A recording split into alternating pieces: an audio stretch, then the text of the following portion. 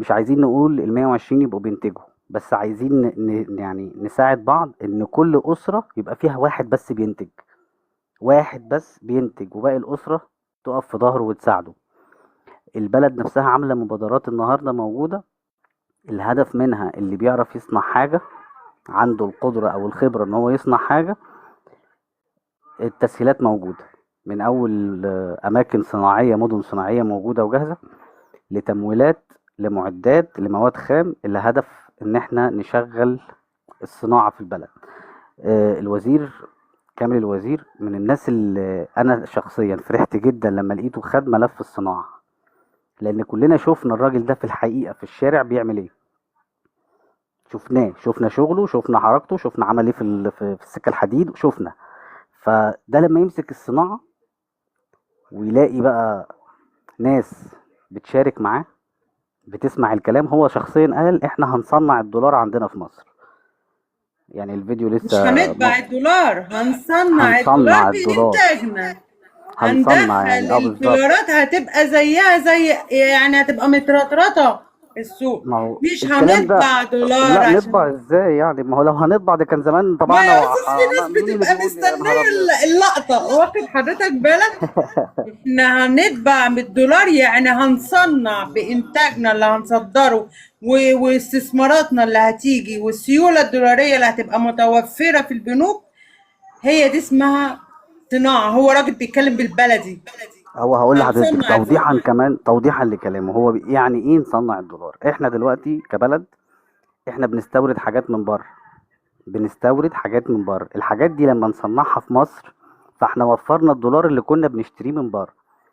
مش ما وفرتوش كله عشان برضو يبقى الكلام واضح، انا لو بشتريها ب100 من بره ب100 دولار، انا ممكن اشتري دلوقتي ب20 دولار مواد خام، تمام، وصنعتها عندي، فوفرت عندي جزء كبير من اللي كان بشتري المنتج كله من بره. تاني نقطة، لما نعمل الاكتفاء الذاتي في اي شيء، او حد من البداية يصنع بمواصفات تصدير، هيبدأ يصدر، فلما يصدر هيبدأ يدخل برضو دولار في مصر، فنلاقي عندنا بقى السوق عايز يشتري من بره بقد ايه، وليكن مثلا ب1 مليار، طب السوق مصدر بره قد ايه، ب2 مليار، يبقى احنا بقى عندنا فائض مليار، فالدولار سعره يقل يقل يقل يقل لغاية لما زي ما قال كده في الفيديو هيوصل ل10 جنيه.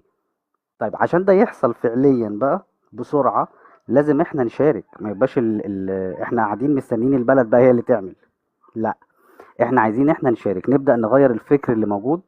لما حد يفكر يا جماعة النهاردة في 2024 يعمل مشروع في مصر، بلاش تقول هفتح مطعم، بلاش تقول هعمل بتاع كريب، بلاش تقول هفتح مش عارف محل موبايلات، تعالى فكر، قول هنتج ايه، قول هنتج ايه، اي شيء هتنتجه انت في سوق في 120 مليون بني ادم، وفي نفس الوقت مكان البلد نفسها في قارة افريقيا دي بتستورد 80% من احتياجاتها، مفيش بلد عنده، كلهم زي حالاتنا كده ما شاء الله يعني، على الله حكايتهم، بيستوردوا كل حاجة من بره. أستاذ فاحنا هيئة شعب، لو حضرتك سبقنا، اسمك إيه؟ اتفضلي.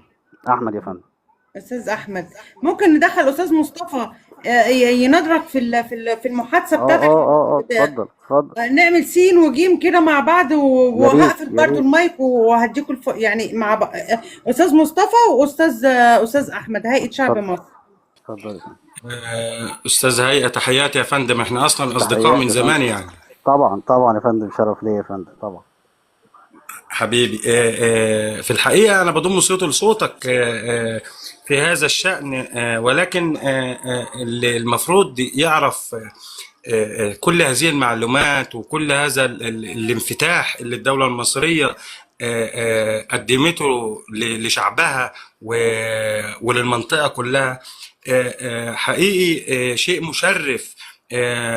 فلازم الناس دي وشعبنا، وحتى الجيل اللي هو كان عنده 5 و6 سنين في 2011، النهارده الجيل ده عنده 19 سنة و20 سنة، ولم يدرك ولم يعلم ما تم